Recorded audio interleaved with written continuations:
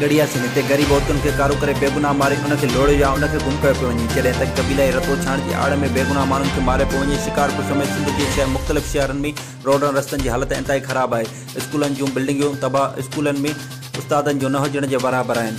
Health सेंटरनि में डॉक्टरनि जी खोट ऐं दवाऊं अणलभ आहिनि। हिते ग़रीबनि जी मदद करण लाइ को बि माण्हू अॻिते कोन थो अचे। असां ग़रीबनि जो दर्द पंहिंजो सम्झी काफ़ी सालनि खां फलाही कमु कंदा पिया अचूं। जेको कमु असीं करे रहिया आहियूं उहो हितां जे चूंडियल नुमाइंदनि खे करणु घुरिजे। अहिड़नि ख़्याल जो इज़हार स्टेट फाउंडेशन जी चेयरपर्सन मैडम शाइस्ता बलोच गड़ियासी में दिलशाद भट्टी पारां ॾिनल आजियाणे में कयो। हुन चयो त आउं पंहिंजी टीम समेत पूरी सिंध में नंढनि वॾनि शहरनि में 500 खां वधीक ग़रीब ऐं लाचार नियाणियुनि जूं इज्तिमाही शादियूं कराए उन्हनि खे ॾाज वग़ैरह ॾेई उन्हनि जा घर आबाद कया आहिनि, जॾहिं त माज़ूरनि ऐं मुस्तहक़नि में उन्हनि जे घरनि घुर्जनि मूजिबि व्हीलचेयर ऐं ॿियो सामान फ़राहम कयो आहे।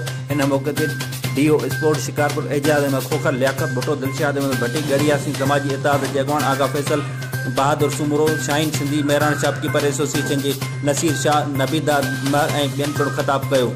रिपोर्ट सिराज अहमद सातो, सिटी न्यूज़, गड़ियासी।